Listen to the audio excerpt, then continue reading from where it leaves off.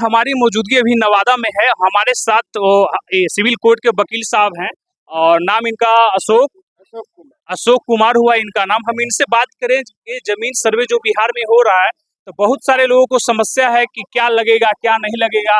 हमारा जमीन किसी और के नाम पे है, खतियान जो हमारा कोई और कब्जा किया खतियान मेरे पास है, तो उस जमीन का क्या होगा। तो सर पहला सवाल हमारा ये है, सिक्किमी जमीन क्या होता है, इसका सर्वे कैसे होगा, इसके लिए क्या कागजात देने होंगे, सिक्किमी का कौन सा पेपर होता है। सिक्किमी जमीन बटाईदार के नाम से जो जमीन कोई आदमी बाजार में है, उसका जमीन देहात में है और बटाई में लगा दिया है, तो उसका सर्वे बटाईदार के नाम पर तो नहीं होगा, जिसका जमीन है उसी के नाम पर उसका हक माने जो जमीन खरीदे हुए है उस किसी को कमाने खाने के लिए दे दिया है, इसका मतलब ये नहीं कि उसको हो जाना।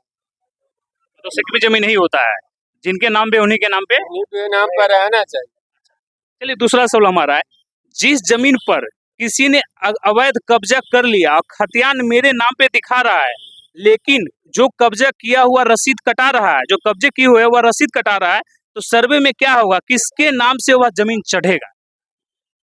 जैसे कोई जमीन कब्जे किए हुए है और रसीद जो है वो कटा रहा है, खतियान मेरे नाम से है, सब कागज हमारा कंप्लीट है, अवैध कब्जा कोई किए हुए है तो उसका नहीं होना चाहिए।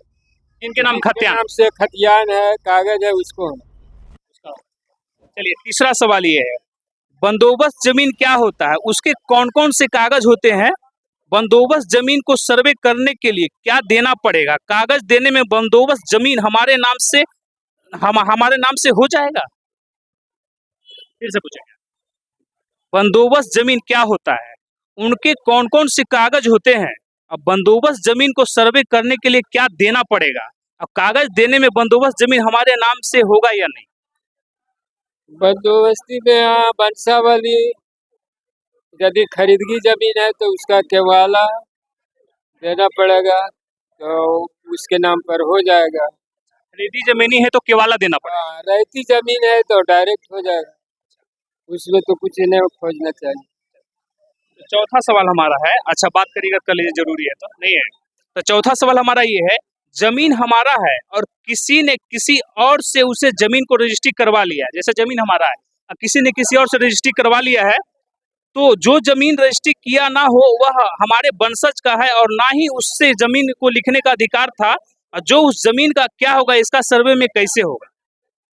जिसके नाम पर है पहले से डिमांड उसी के नाम पर रहना चाहिए, अवैध कोई बेच बाच दिया है उसका नहीं होना चाहिए।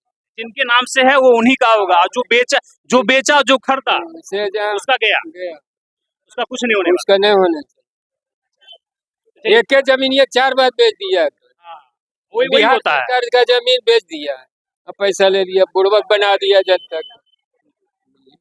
अच्छा और पांचवा सवाल है, जो जमीन अदला बदली होता है, जैसे गांव में होता है आप हमारा जोत लीजिए हम अपना जोत लिए, तो जो जमीन अदला बदली होता है, एक ने एक व्यक्ति को लिख दिया है और एक व्यक्ति जो है लिखने से पहले गुजर गए, उस स्थिति में क्या होगा, किसके नाम वो जमीन हो। जैसे अदला बदली जमीन हुआ, और एक आदमी एक पार्टी जो है जमीन लिख दिया, एक पार्टी नहीं लिख पाया, वो गुजर गए, तो जमीन का क्या होगा। उस जमीन को तो जिसके नाम से मुझे है उसी को दे देना चाहिए। मतलब समझौता से यदि नहीं होता है तो कानूनी रूप से उसको मिलना चाहिए, कानूनी रूप से मिल सकता है। ऐसे जैसे कि जमीन उसने अदला बदली किया, एक लिख दिया कि नहीं लिखा है, तो कानूनी रूप से उसे दिया जा सकता है, ये संभव है। चलिए अब आपका छठा सवाल है, जमीन किसी और के खतियान पर दिखा रहा है, लेकिन कोई उस पर पिछले कई वर्षों से मकान बनाकर या जोत करके अपने अनाज उपजा रहा है, जमीन का कोई कागज नहीं है, तो सर्वे में क्या होगा।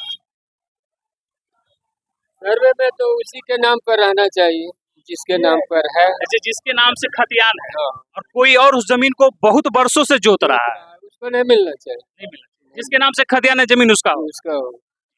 आखिरी सवाल आपका है, गैर मजरवा खास जमीन, गैर मजरूआ क्या होता है। गैर मजरूआ सरकारी जमीन, अच्छा आम जनता का जमीन।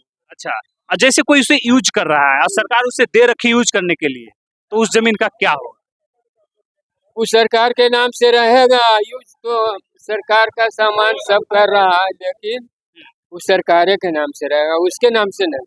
उसके नाम से। अच्छा, एक सवाल और है, जैसे किन्हीं का जमीन जो है दादा परदादा के नाम पे अभी भी है, तो उस जमीन का जो है दादा गुजर गए, परदादा भी गुजर गए, और जमीन जो पिताजी के नाम पे, पिताजी जिंदा है और बेटा भी, तो क्या ये संभव है कि पिताजी के रहते हुए बेटे के नाम पे जमीन हो सकता है? पिताजी चाहेंगे तब दे सकते हैं। पिताजी अगर चाहे तो वंशावली में वो अपना दे सकते दे सकते हैं, हाँ। बेटे के नाम पे हो सकता है।